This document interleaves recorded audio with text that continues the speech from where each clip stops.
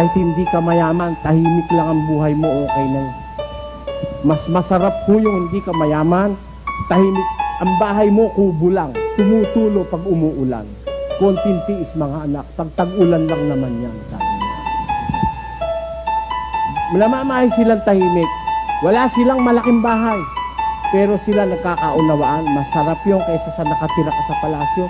Na pig magkikita kayo, gusto nyo magbarilan. Kaya sabi ng Tagalog, totoo yun. Mabuti pa ang kubong nakatira tao kaysa sa palasyong ang nakatiray kwago. Sabi, ang pagpapala ng Panginoon nasa tahanan ng matuwid. Pag pinagpala ka ng Diyos, makita mo yung mga anak mo, wala kang problema. Walang drug addict sa anak mo. Walang anak mong nasasangkot sa basag ulo, sa nakawan at sa kung ano-anong mga pangre-rape. Yung pagpapala ng Diyos, kahit mahirap ka lang sa buhay, tahimik kang namumuhay.